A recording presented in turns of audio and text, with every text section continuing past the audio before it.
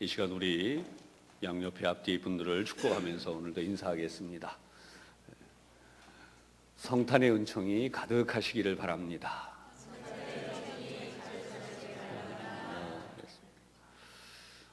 어제도 제가 한 교우로부터 연락을 받으면서 더 많은 기도가 됐는데요. A형 독감에 걸렸는데 목사님 교회를 가야 될까요? 말아야 될까요? 그러는데 참 안타깝죠. 제가 기도하면서 이렇게 답변을 했습니다. 열이 내리셨으면 마스크를 하고라도 오셔서 예배하면 좋으시겠고, 열이 너무 심하시면 집에서 치료하시라고 기도하겠다 그랬습니다. 그랬더니 그 교우가 교회를 와서 예배를 드리고 가겠다고 했습니다. 마스크를 쓰고 와서.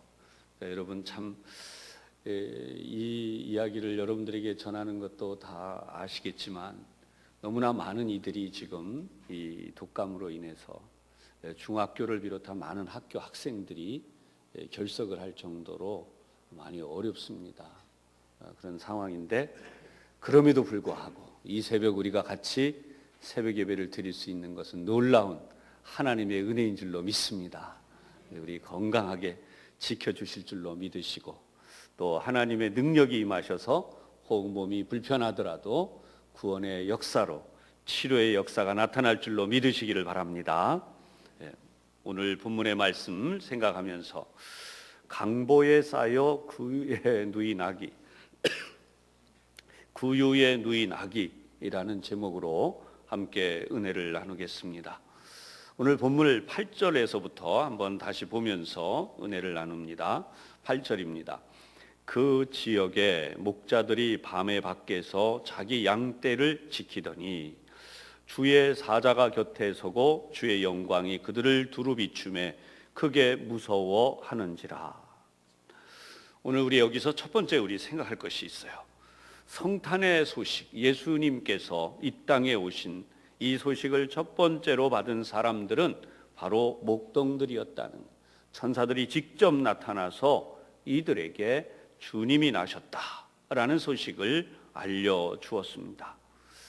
사실 이 세상에서 이 성탄의 메시지를 제일 처음 이 사람들이 접하리라고는 누구도 상식적으로 생각하지 않는 일이에요. 오늘 본문의 내용들이 많이 그렇습니다만 사람들은 상식적인 것을 너무 좋아하죠. 그 흔한 것이니까요. 그래서 이거 틀림없이 이런 높은 왕이 또는 메시아가 구원자가 나시면 아마도 대제사장, 바리새인, 서기관 그런 분들이 먼저 알 것이다. 사람들은 다 그렇게 생각했어요.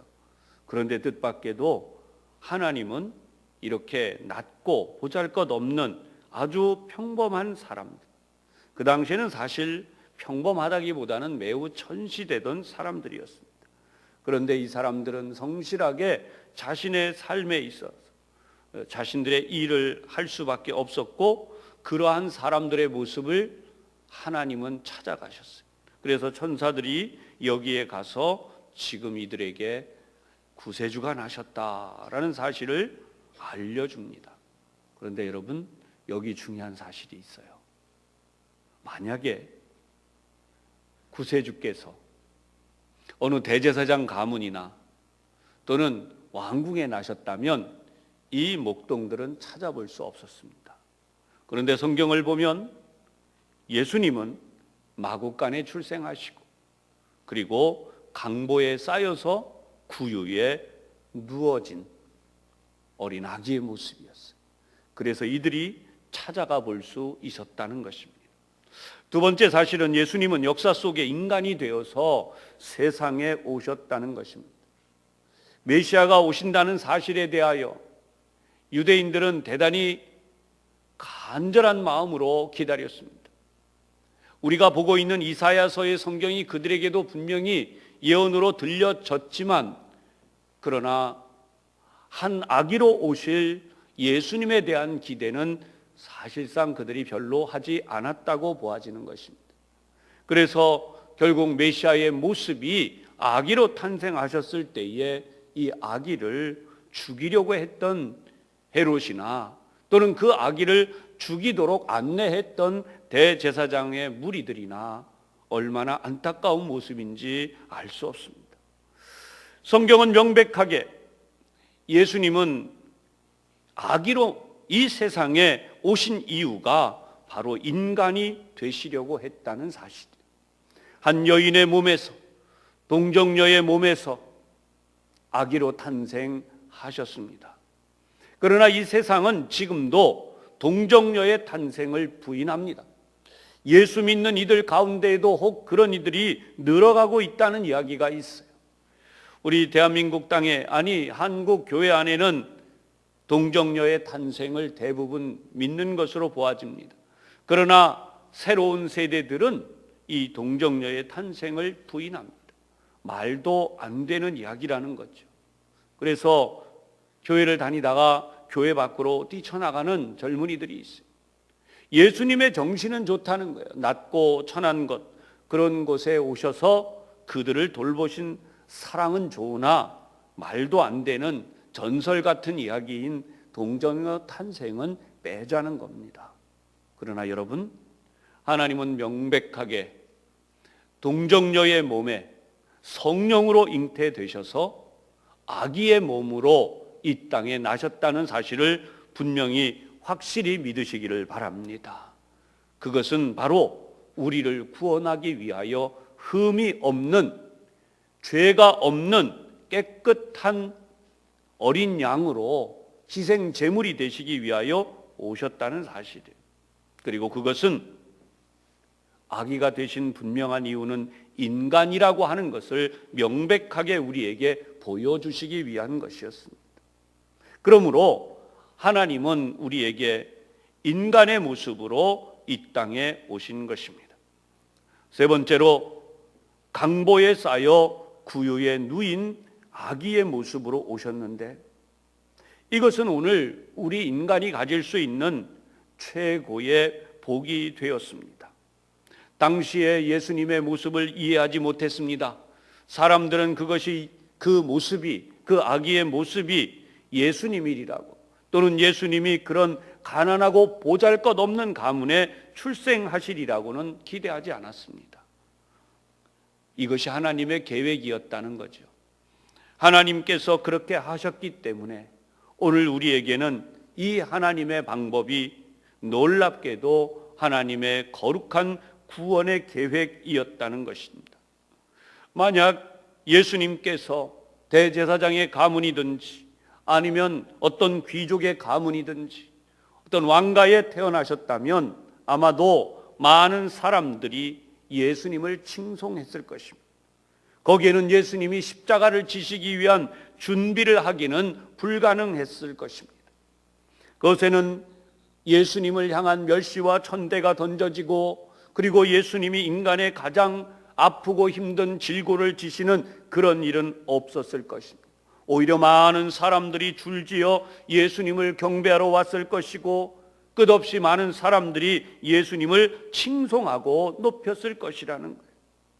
사랑하는 여러분, 오늘 우리가 살아가는 세상은 모두 다 높은 곳을 지향하고 있습니다.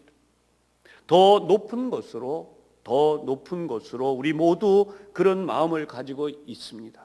그러나 하나님은 낮고 보잘것없는 우리 인간의 삶을 찾아오셨습니다.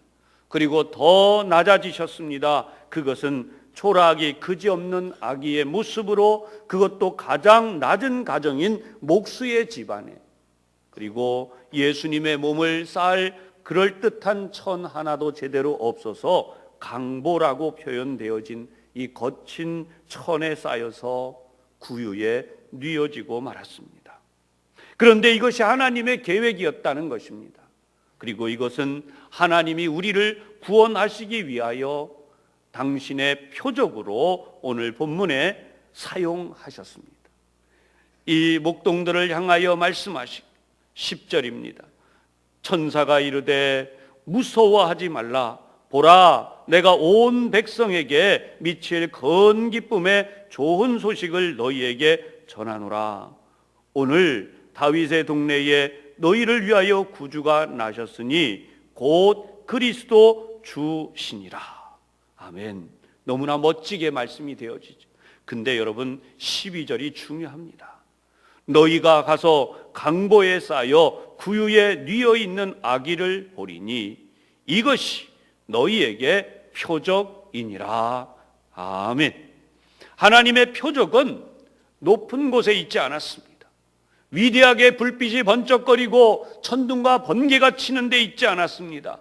하나님의 표적은 놀랍게도 모든 사람들이 무시하고 그냥 지나갈 수밖에 없는 낮고 천한 모습, 바로 그 아기인 동시에 가장 낮은 모습, 누구도 거들떠보지 않는 강보에 싸서 구유에 누일 정도로 이 비참한 모습이 하나님의 아들 독생자 예수님의 모습이었다는, 이것이 바로 표적이라고 명백히 말씀하고 있어요.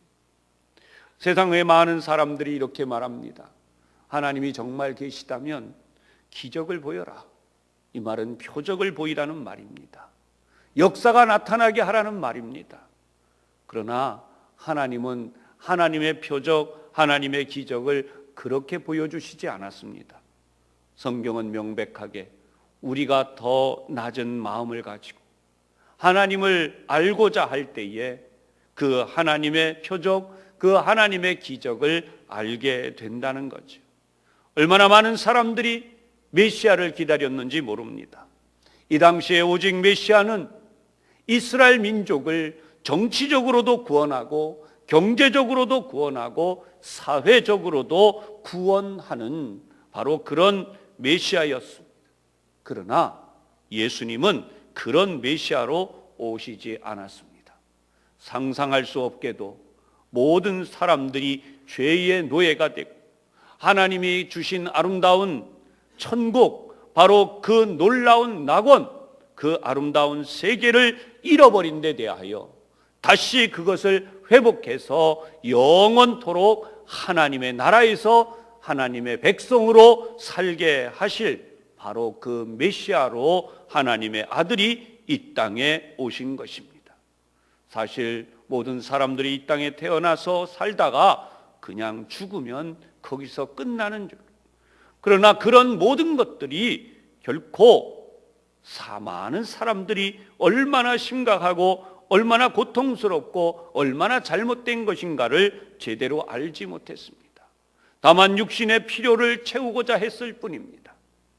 헤롯의 군대와 빌라도의 군대를 물리치고 이스라엘을 구원할 바로 그 메시아를 기다렸고, 그 이유가 결국은 예수님을 십자가에 못 박은 근본적인 이유가 되고 말았죠.